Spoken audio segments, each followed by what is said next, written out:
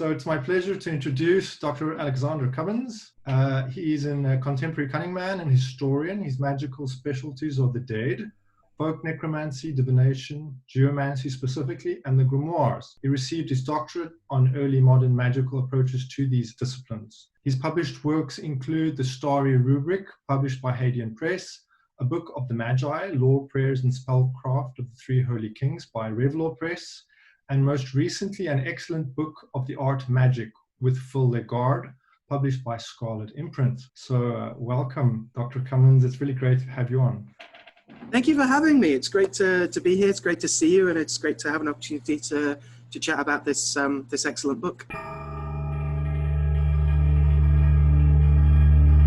Yeah, it really is something quite special. I think I'm just going to get straight into it with you, and I want to know, what is the excellent book and who were Humphrey Gilbert and John Davis exactly?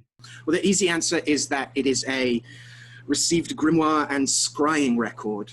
Received grimoire is maybe saying too much. It's a handbook of how to summon spirits, and crucially includes a lot of notes on things to bear in mind about conjuring spirits. You know, how long you can keep them in a crystal, what direction you should face. It's the result of a series of dreams and then visions and scrying endeavors and various other visionary operations over the early parts of 1567. We are pretty precise on the dates of when these things happen because unlike many formal systems of conjuration, the excellent book of the Art of Magicke also includes the scrying record. So we have the record of what they saw when, and crucially we have the record of what spirits turned up and told them, you know, oh, you want to do magic? Okay, you should do this thing and this thing, and you shouldn't do this thing. You should only do this thing if you're riding a horse. And so they scry to learn how to be good magicians.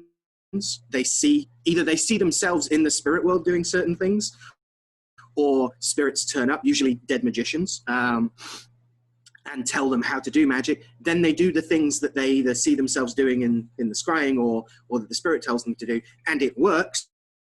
And so they write the grimoire.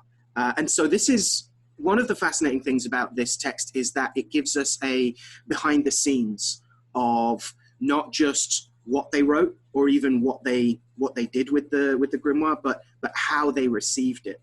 And we get an awful lot of information and perspective and context for how early modern magical practitioners were practicing and how they were developing their practice. The book and the scrying record document changes in their approach to things as they become more experienced and as they work with more spirits.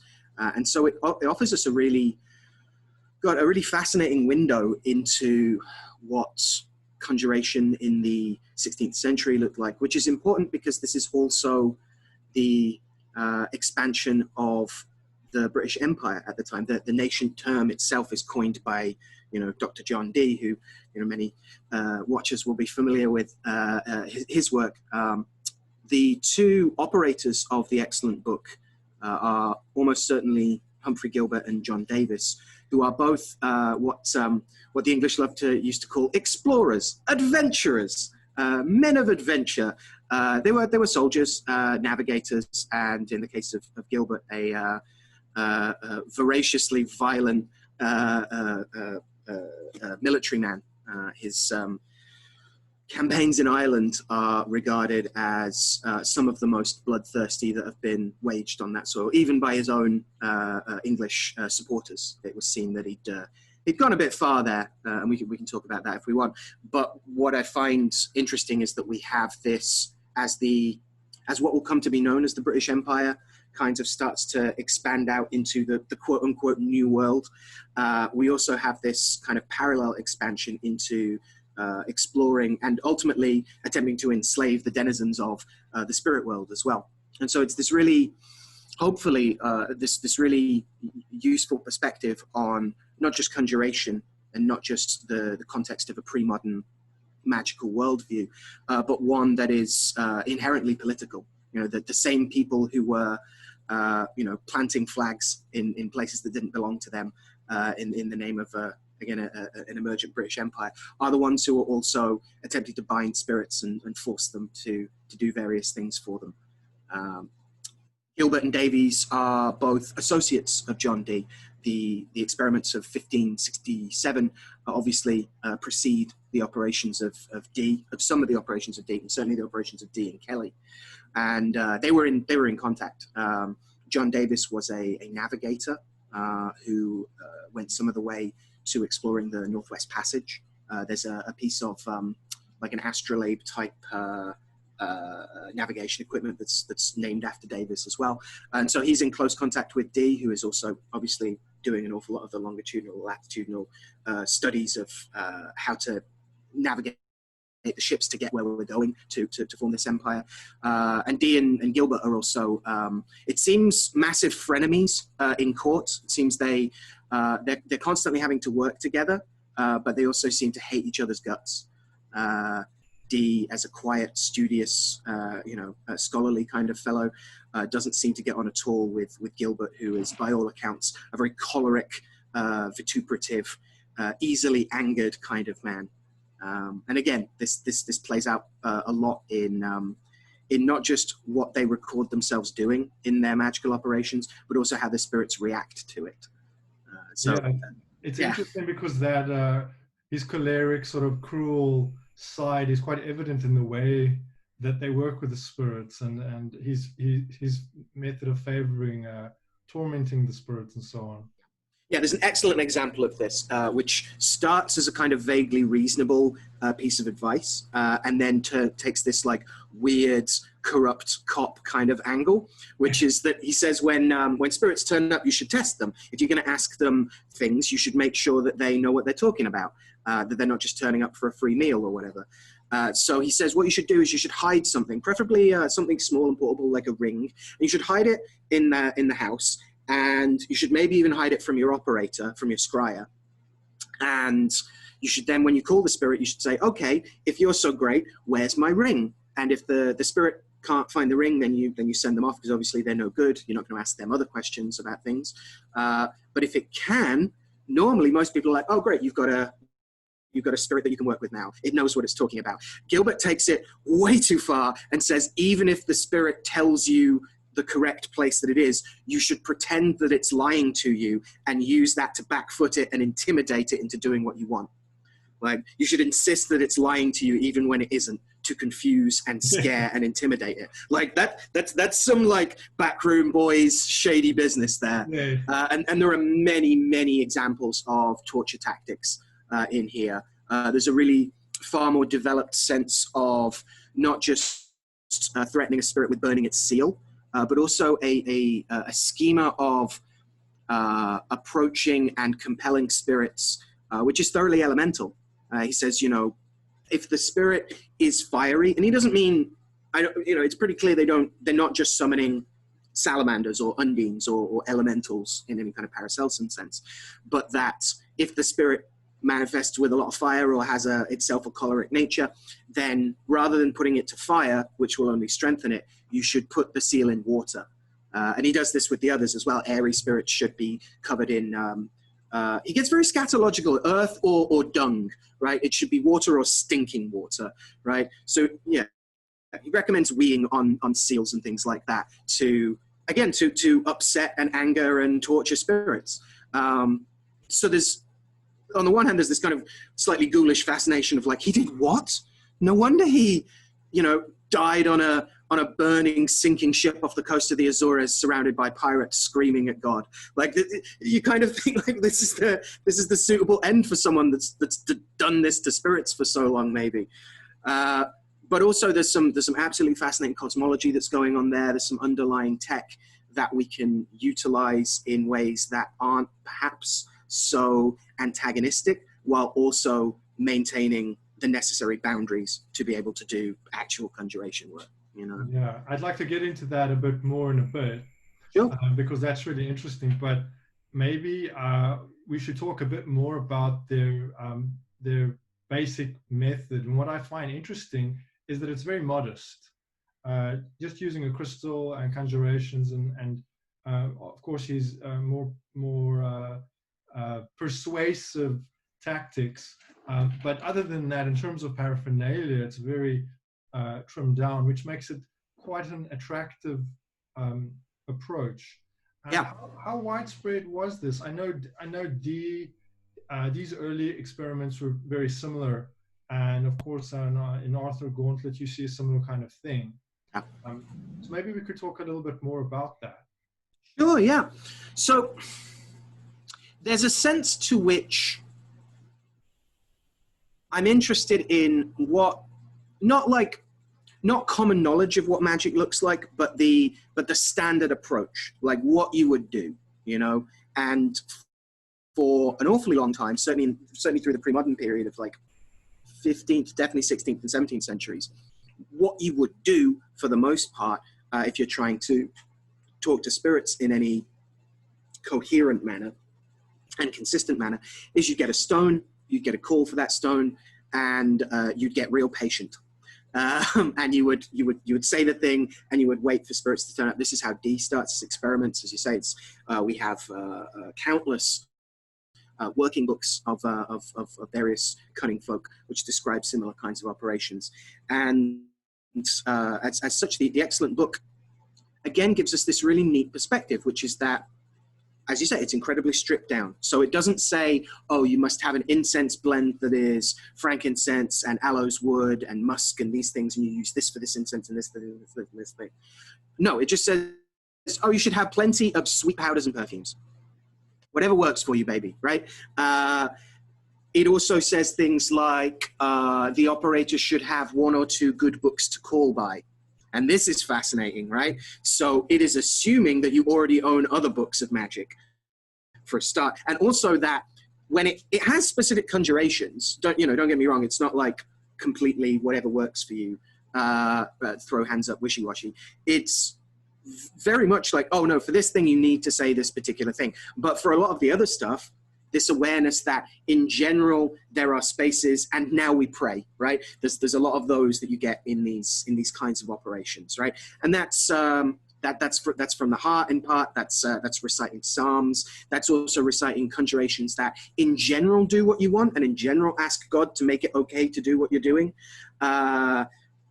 But it's reliant on this idea that you're already drawing on all of these sources. And this is also, clearly the case in Dee as well. For as much as his work is, utterly remarkable and unique, it's not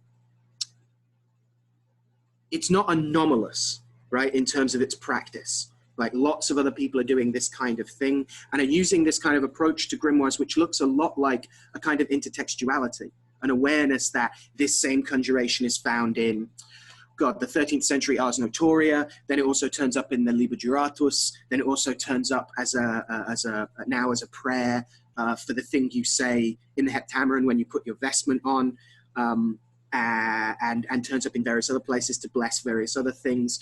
But also the strange words are the names of spirits, and you may well be able to summon those spirits as well, which is something else that happens in the excellent book with the Anacor formula / spirits.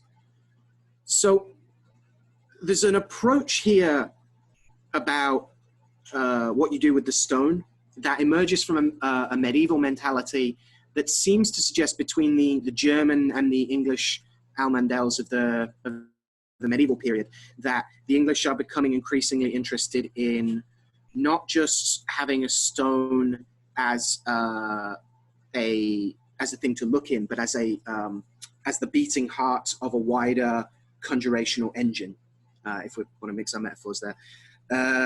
And so we see this in terms of like how often the spirit is said to turn up around the stone as opposed to in the stone. But we also see the flip side, which is whole worlds, rather than just like a thing shadowy in the stone, which is how the excellent book describes kind of spirit contact or like spirit sight, of like knowing that there's something there now in the stone, and you can move on to the next step of the operation. There's a real sense that there are whole worlds within the stone as well, that you're looking at. This is not uncommon for Dee, they're of looking at themselves, seeing themselves scrying in their room. So it's almost like you're looking at the TV set that's hooked up to the CCTV camera, looking at the back of your head, right? and Gilbert and Davis take this a step further in terms of wandering around this landscape of spirits. They wander around this forest, and various spirits turn up and say things and then run away. They move through the forest to a house, which is referred to as the House of Solomon, and we can get into that stuff because that's fascinating, and that highlights how this isn't just one particular system. This isn't just, oh, you call this name in the east and this name in the north, and this is our complete system. It's a system for channeling texts. There is so it's a meta system, if we want to get all chaos magic-y about it. But one of the things that I think is fascinating is not just the stripped down gear, but also the sense of like how a stone was used, which is in sequences, that you would call in a spirit that would do something to the stone that would allow you to then call the next spirit in, which would itself program the stone, which would allow you to bring it. So there's a sequence that's observed, which is in the case of the excellent book is the hierarchy, right? On the whole, you start from the top and work down, while invoking senior devils, specifically Azazel. Maybe we should get into Azazel, and this is a really complex, interesting figure, and is the first spirit that they would contact, correct? Yeah, and this is an appeal.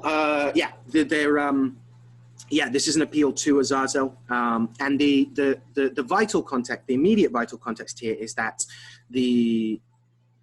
some in the 15th, definitely 16th, and loads in the 17th century, there are these operations which Daniel Harms, a good friend and colleague of mine, calls the Keeper of the Bones rites. This is a type of formula where it's a necromantic formula where you would appeal to Azazel as the keeper of the bones and the ruler of the dead, and you would go to it's classic necromancy. You go to a grave, you appeal to Azazel to send you that spirit. You then grab grave dirt very often and put it under your bed or under your pillow, usually in a linen. Let's be neat when we're doing black magic. And you would then dream of it's a dream incubation, right, off the basis of Azazel. So Azazel has a complicated history. Under that name, kind of, the first port of call is Leviticus, where it is it's an issue of slight contention in that it is the section of Leviticus referring to the goat that is sacrificed to God, and the goat that is given, the scapegoat that is given either to the wilderness or to a being called Azazel. Azazel is slightly later in the Enochic material, in the books of Enoch. Is identified as not just a fallen angel, but an incredibly important fallen angel. At one point, the Book of Enoch, I think the first book of Enoch, says all human sin can be attributed to Azazel. And specifically, Azazel is said in that Enochic Apocrypha is said to teach preparations of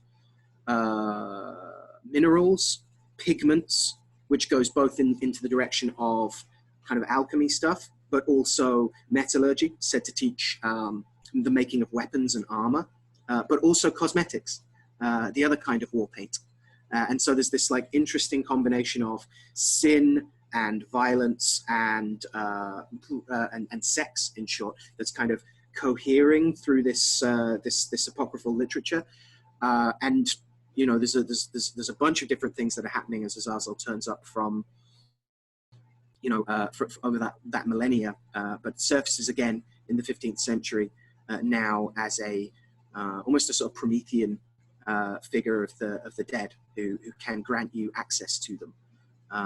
And these operations vary. Some of them are incredibly simple and just rely on pretty much calling his name and striking the grave. Some of them involve circles and actually conjuring Azazel or his ministers to tell you what's going on.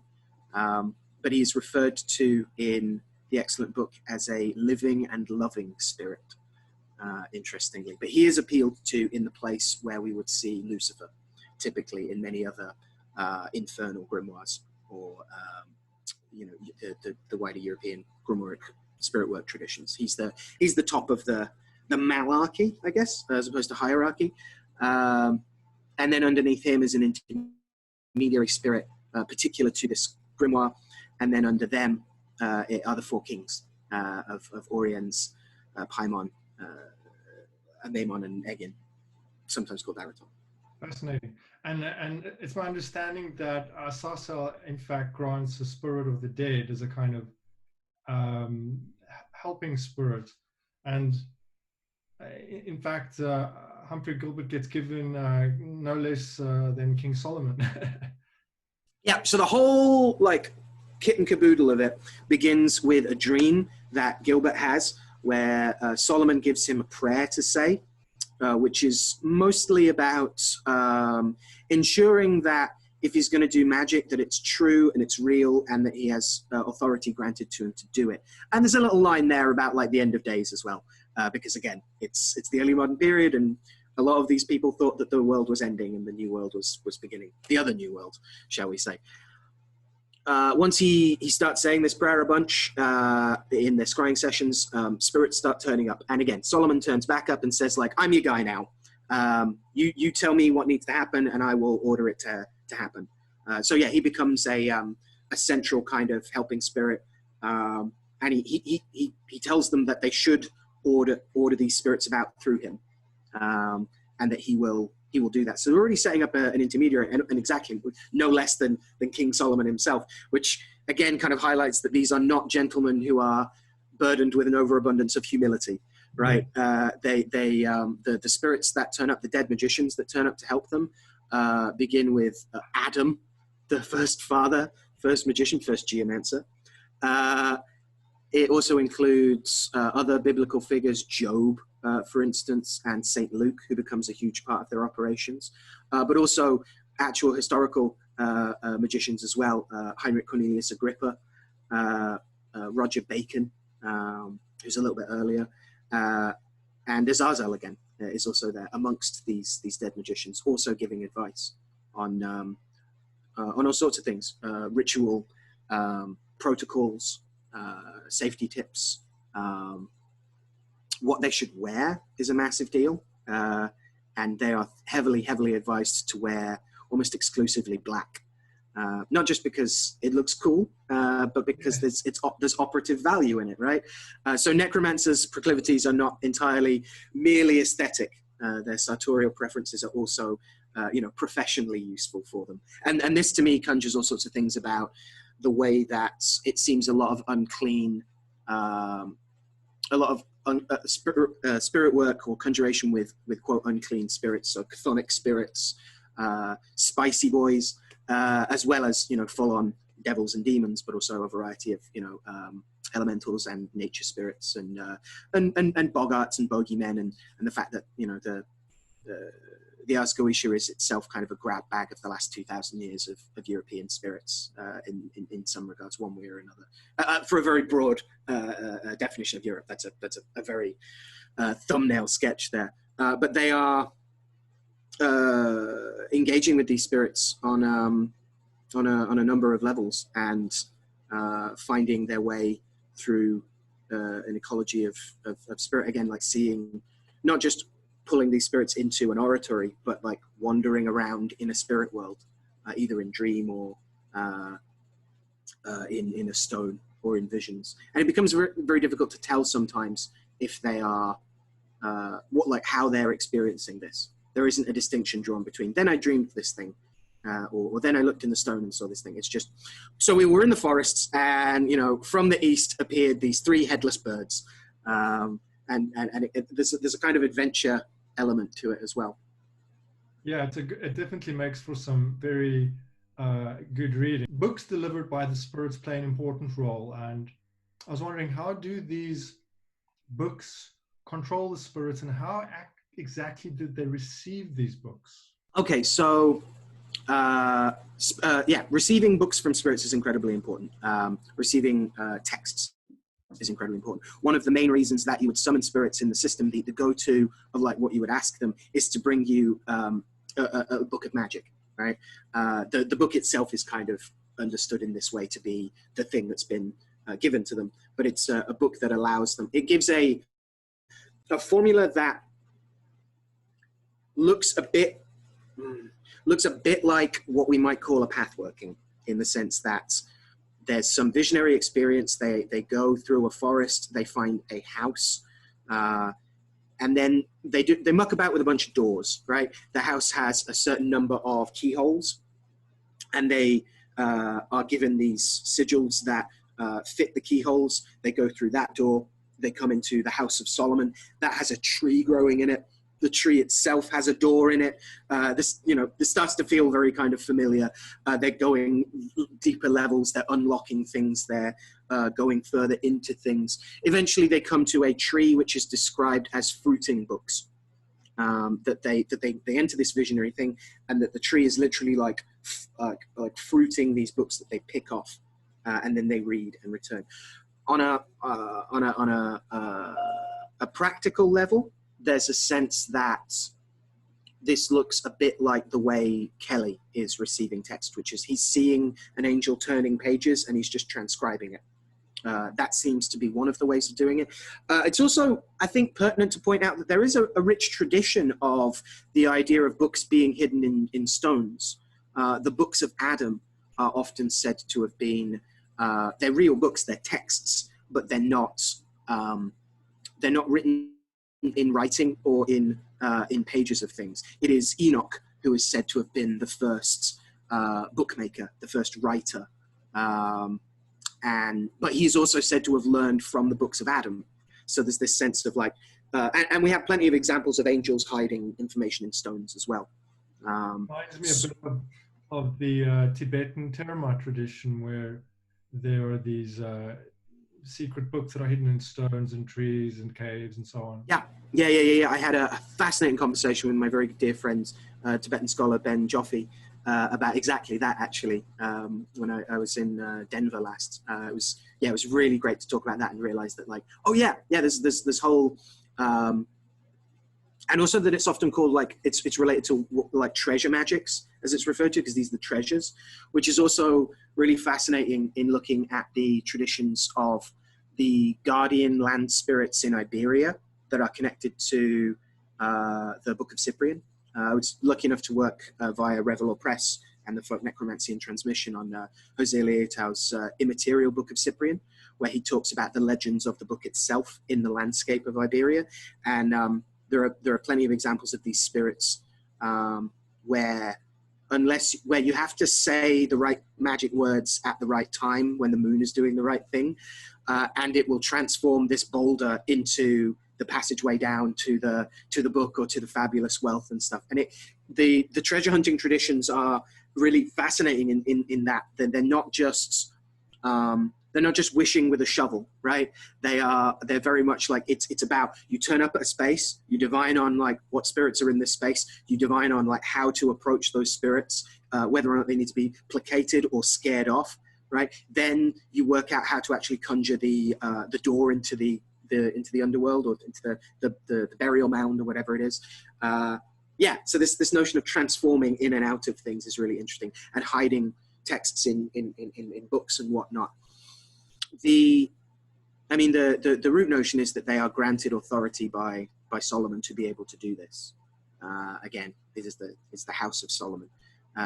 And by the end, or by near the end of the visions, Gilbert is simply recording, I sent my boy out to the House of Solomon. Like, none of this like extended, like we went here and then we saw this thing, and we did our breathing exercises beforehand or anything like this. It's just no, straight, went and got the books, brought them back. So how they're transmitting them is strange. I also think it's pertinent to point out, without milking this point too much, that the other thing that is said, the other thing that you ask spirits to do is not just bring you the book, but to teach you what it means and how to use it. And there is a specific set of conjurations that are given for if you send Oriens or his ministers to get you a book and they return. This is all in here. It says, if they return and it's in a language you can't read, or it's weird symbols, or it doesn't seem to be a book really, you can demand that Oriens or his ministers return and teach you the understanding of the book, right? And you basically say, like, what the hell is this? Like, don't play me. I will, he gets very, very angry very, very quickly. But that sense of spirits being able to bring you not just a text, but the understanding of the text is not just, for me, is not just about like, oh, look, look, a great historical example of a tradition of actual spirit tuition, right? It's also that these things might not look like books necessarily, that they may appear as themselves as dreams. Or it also seems that they encounter Job in the road when they're on their way somewhere, like in quote the real world. So it seems that these visions and spirits and things are not restrained by the oratory or the spirit room or the stone necessarily. I mean, they're restrained by the stone. There's formal procedure and things, but they also turn up.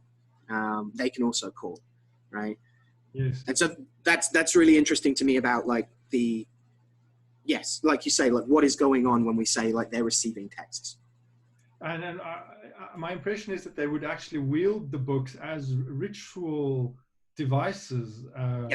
Yeah. Did you say so this is pertinent to some brilliant work on exorcism as exorcist as lay clergy, and the idea that you could do this training and you would be given your book, which might be a Bible, might be a book of hours, might be some other liturgical text, a missal or something, which would be your badge of office as an exorcist. And I think this is what's being directly referenced, because the very first vision they have at the end of February 1567 is of themselves in the spirit world.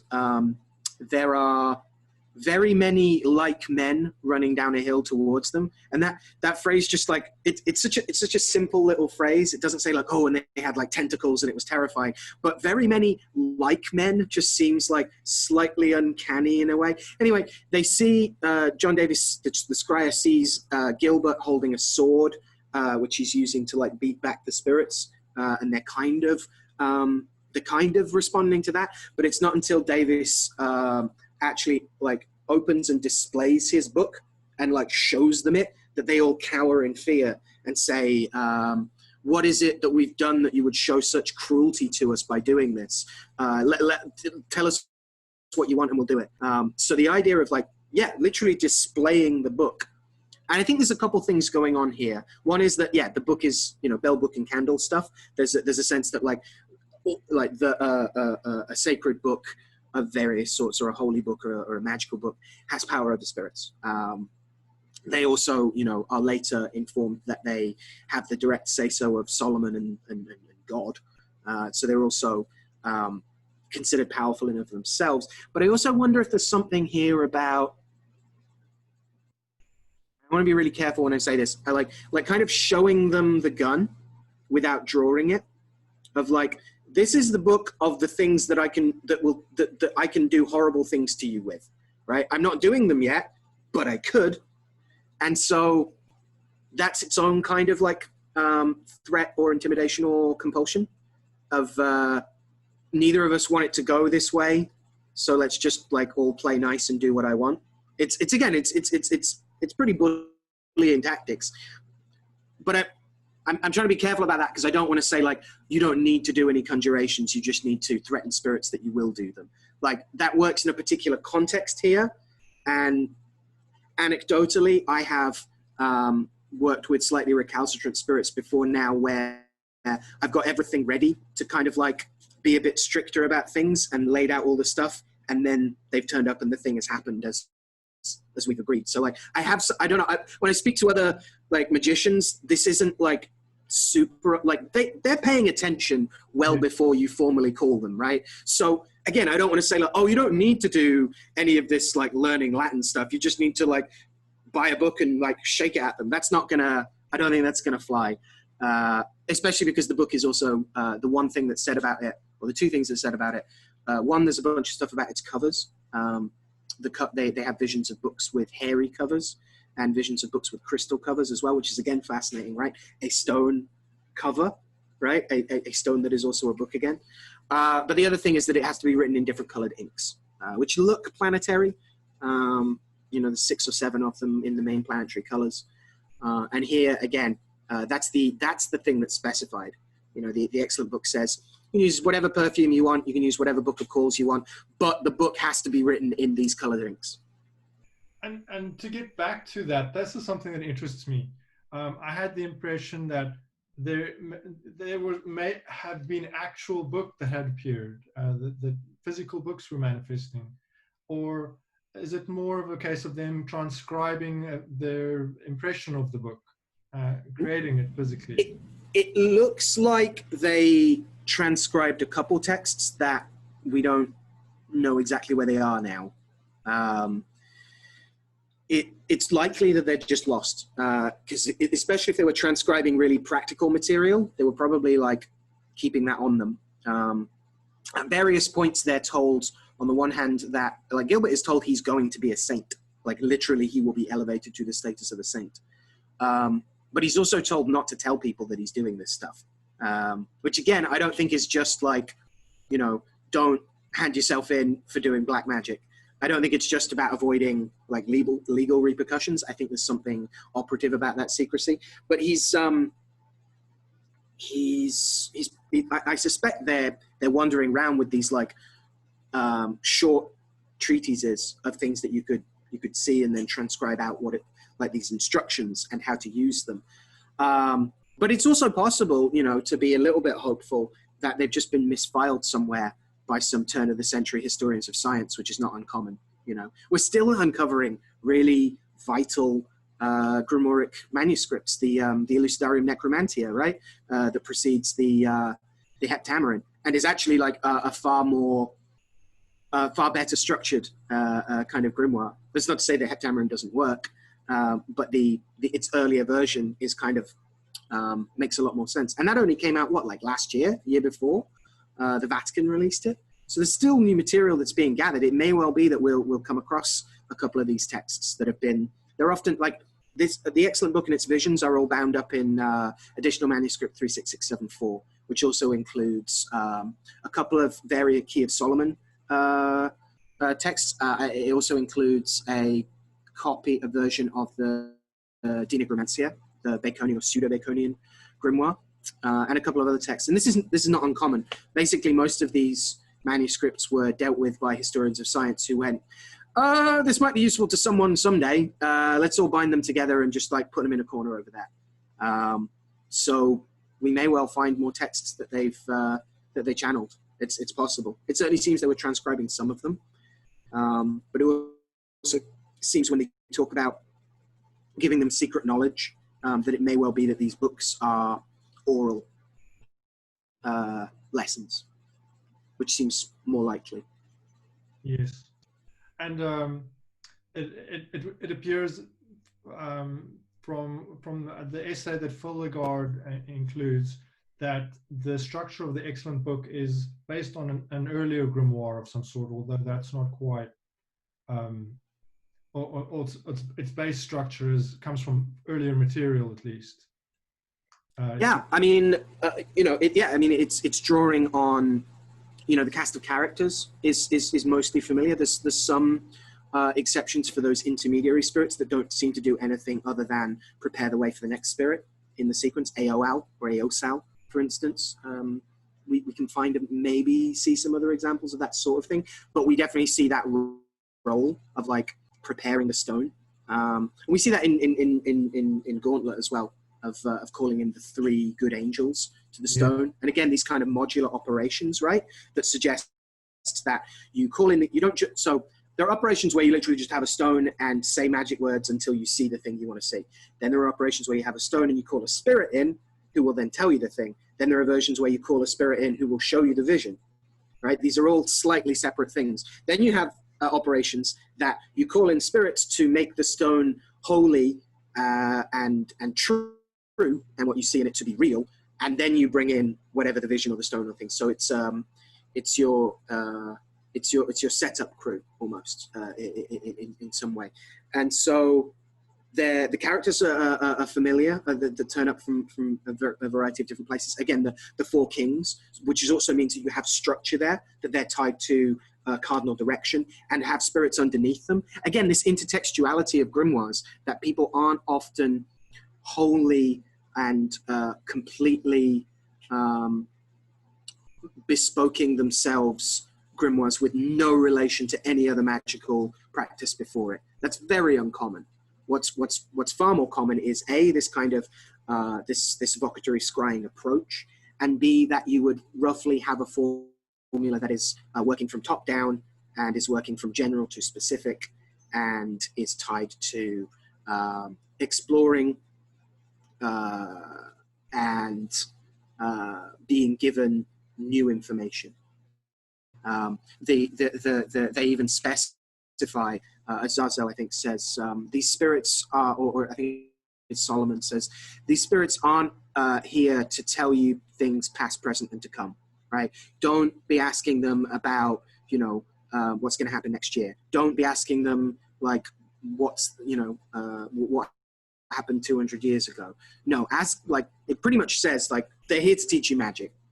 And there's a fantastic article on this by Frank Clarson about the scrying operations and how he locates these as, on the one hand, they have he says they have a foot in either world. They have a foot in, I love this phrase, the old dirty medieval magic of, like, force angels to turn up, tell them to do stuff and learn the secrets of the universe. But he says they also have a foot in the emergent scientific methodology, this kind of burgeoning empiricism of you do an experiment with very set criteria and you measure the result, which you don't know yet. That's why you're doing the experiment. And this experimental methodology is also what they're doing. They're summoning spirits to give them information. Then they try that information out and see if it works, and then use that information to summon better spirits. Like they are summoning their instrumentation to be able to take more accurate measurements, to be able to do better science, to be able to make better instruments, to be able to make better measurements, to be able to do better science. Like the positive feedback loop of this thing is present in several different angles, whether that's them scrying on their kind of future selves to see how they're it's very Bill and Ted, right? To see them being good at magic and then doing that thing, or if it's summoning dead magicians to teach them how to do magic, right? There's this sense of, like, do magic to learn how to do magic better. Very instructive, I think, from as a in a practical sense for a magician now. I think this is there's and this is the other thing, like, you know, grimoires are often the difference between, I've been thinking about this recently, the difference between, like, a formal system or handbook like the Heptameron, which I love, and, like, a working book, right? An actual, like, to use the bad pilots, a book of shadows, your collection of, your spell book, your list of correspondences, your little note to yourself and that kind of thing, like we see from, what is it? Sloane 3851, that's the Grimoire of Arthur Gauntlet, or the Rawlinson manuscript that was published recently as a Cunning Man's Grimoire. Like this kind of stuff, we see that they copy whole systems out, but they also amend them slightly. So Gauntlets, for instance, doesn't translate it, doesn't when it's writing out the Heptameron, I think, he changes daimon to devil, right? That's a big shift, conceptually speaking, and not in terms of, like, etymology. He knows what he means. He's not, like, dramatically altering the text. But again, the copying of them out, things got left out, things got included in. Clarson makes a big deal about how the excellent book doesn't have any chastity or sexual purification preparations. It just doesn't list that stuff. What it does have is a bunch of kind of taboos. So rather than you know, fasting for 3 days or 7 days or 9 days or 40 days before a big operation, it just says, just generally always do this thing. Wear black, leave off swearing company, be good to the poor when you see the need. Just generally, like, live a good life and try and stay in holiness. And this will be the thing that will help you do your magic, which I like, because I like the idea of, you know, when you're not a magician, right? Especially if spirits can call you as often as you can call spirits, right? When you're off hours, when you're not on call, right? And so that idea of, like, a constant set of observances and taboos rather than particular points of intense activity. I mean, of course, building up to an operation, there are still intense activities and things, but that separation of purification from taboo is also an interesting example of how these texts change over time. And so the grimoires themselves might be very formal, but people's application and use of them is very, and I think always, personalized. Like, you know, Peter Gray says, conjuration is an intensely personal affair, right? because it's about your relation with your spiritual court, and how you're doing that thing, and all the experiences you're drawing on, and the point of time you're in, and the place you're in, and what's happened there before and what will happen again, what spirits are up to with their own agendas as well. So the idea of how personal these things get, and how much this was about what Gilbert and Davies could do, and how much it's about general principles that other people can bring into their own practice, is actually wide. Like you can read it and think, well, this was just for them. Solomon turned up for them. He's not turned up for me. Like, how can I work this thing? But it's in that personalization, and it's in that that sense of exploring it for oneself and seeing what it offers you. And that doesn't mean whatever you see goes. It certainly doesn't mean, make it up and claim, personal gnosis if it's at odds with everything anyone's ever thought about that spirit and how it works. But there is a sense of being able to engage with it. I've spoken to a number of practitioners who've utilized that prayer of Solomon as the start of something that's then they've all started to receive something that looks kind of like this, but not exactly. And that's, for me, like a sign of a thriving, I don't want to say tradition, but a thriving approach that's kind of explored in this book. I want to close it with one more question. Maybe more about your experiences working with the material yourself. For a start, some of Gilbert's most intense campaigns in Ireland are in Munster and around County Cork, Baltimore, and that's where a lot of my peoples are from. So I had a lot of negotiation and separation between a lot of my very angry ancestors about this stuff. So there's that level of it. Again, hopefully confronting and exploring, a colonial past manifest in either spirit work or the literal going and colonizing other peoples, makes us all kind of look at our own ancestors' place. I'm also, half English, so and some peoples from, if not Devonshire, which is where Gilbert and Davies are from, then at least slightly more north of there. It was very personal for me dealing with this kind of history as well. I've worked with the four kings, the four regents, Oriens et al. For a fair while, and working with this material definitely gave me a lot more handle to be able to not just call them abstractly from the directions, but also to move them to send spirits, send ministers forth to, how do I describe it? To like modulate the operation, to like, so I wasn't just generally calling like these names in these directions to oversee the thing and to orient and to ground, which I find incredibly useful in most of my operations these days, particularly with unclean spirits. But also that there were more things that came through. There were more, I was able to work more extensively on a bunch of, not really talismans, kind of fetishes for them. Chairs is the phrase that gets used in one Cyprianic grimoire that also works with the four kings, that you call them forth to sit in these things, which came partly, it came from my own work, and I hadn't encountered anywhere the idea, in not too many places, of there's no formal binding. You're certainly not calling or conjuring, as many people have pointed out. The four kings are massive, and that's partly why the Abramelin is such an intense operation, is that by some readings of it, you're meant to bind these four, kings of spirits on earth, as opposed to in their realm. And so I was building these fetishes, like mobiles, basically things that hang, aerial spirits, again, things that hang from the corners of the spirit room for the cardinal directions, and was calling them into those things so that they could just sit there with stones. I wasn't binding them in there. I wasn't forcing them to do anything. They were the ones overseeing things, and I would ask them to send forth through the conjuration protocols, to send forth ministers to actually work with more tangibly. And it wasn't until I started working on the excellent book where it seems that their oratory, they say when you call the four kings of the four directions, you should face each, you should turn to face each of their directions and address it to the stone on the wall.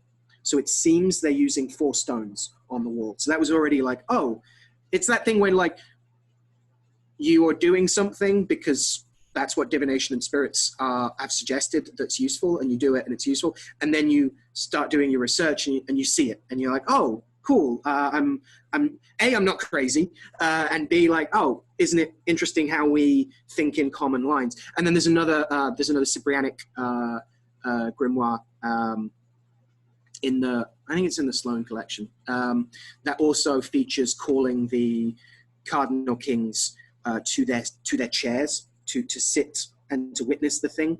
But again, it's not a formal conjuration. And so there are a couple things of my own practice that I found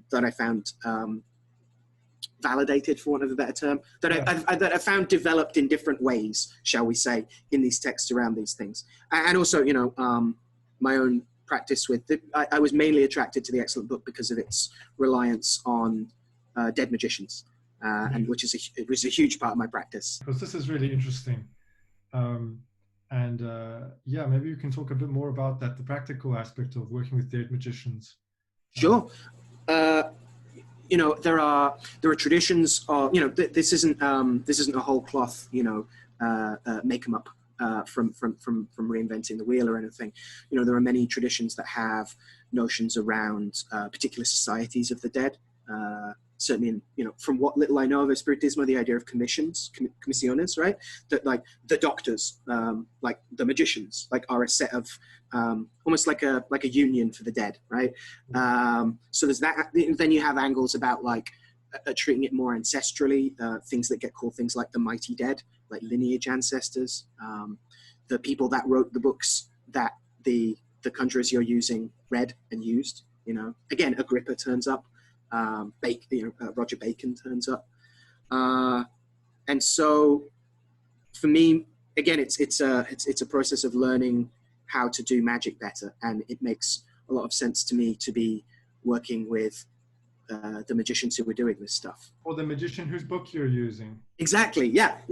And this notion of patronage is a huge deal, and you know. You get it particularly with magicians who develop a sinister reputation after death, which is most magicians. If you're particularly famous, happens with Agrippa. People start whispering, you know, after he dies, even a little bit before he dies, like, you know, he had that big black dog that went round everywhere with him, and he used to talk to it. Something sinister's going on there. It's like the equivalent of like, what's he building in there? You know, the Tom Waits song, like that kind of rumor starts to ferment and actually starts to key you into a shared mythos. What I mean by that is Kierkegaard has this concept of hagiographic blur, where stories about one St. Catherine start to be utilized for another St. Catherine. We should be very familiar with this in that the image that is used for Cyprian of Antioch is technically Cyprian of Carthage. This kind of hagiographic blur also happens with what he calls reverse hagiography, which is sinners rather than saints. That necromancers and black magicians the stories about one start to be kind of shared amongst the others as well. There's an instance of this with the Church of St. Leonard's, which is the site of the engraving that's in Weaver's funeral monuments, which is the image supposedly of Dean Kelly in the grave in the churchyard summoning the spirit. This is meant to have happened years after they died. So it's not them, or it's meant to happen years after they died. So it's not them, but they're the most famous necromancers of their age by the time they're dead. And so an older story about some necromancers becomes attached to Dean Kelly. And so in a way, this sinister reputation is a way of preserving stories longer than living memory. And that idea of like the transmission and the lines of things that are remembered by being cast into this set of dodgy magicians is really interesting to me. And so one of the main ways I kind of engage with them is through the Three Kings, the Three Magi, as a locus or a kind of umbrella or a gathering point, a world tree that various dead magicians can all agree that we're all searching for the light and we're all on our journey together. And we may be from different places and practice different specific things, but we can come together in singleness of heart to support each other, to meet at that midnight trivia, right? They're said to meet at a three-way crossroads, and then to move forward together. So yeah, that's an incredibly important part of my practice. And so I'm very, so grateful to have got to work on this stuff, and now really excited for other people to read it and to see what they come up with as well. Yeah, and it really is a brilliant work, and I think this is a good note to end on. So congrats again, and also congrats to Scarlet Imprint. It's a really beautiful object, and book in its own right. Yeah, they knocked it out of the park. They really did. Yeah, yeah. It's beautiful. So where can my viewers find you? Sure. You can find me at my incredibly inventively named website, which is alexandercummins.com, because that's my name. You can also, from there, you can jump onto a mailing list. I have a couple courses coming up. I just finished teaching Black Arts Foundation, which was a 4-week course on early modern techniques of necromancy. And we talked a bunch about the excellent book through Wolf and Goat, and working alongside my good friend Jesse Hathaway Diaz.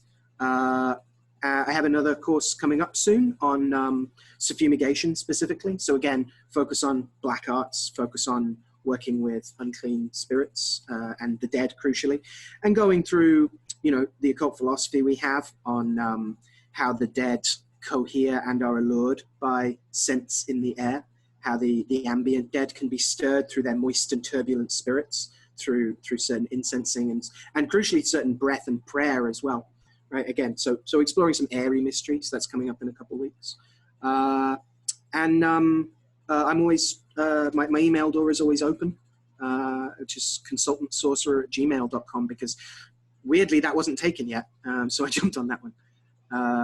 Yeah. Brilliant. It's probably the easiest ways. I'll include that in the oobly-doob down at the bottom. Thank you. Thank you. And thank you again. It's great to see you and great to chat about it. I'm really grateful for the offer to come and discuss this work.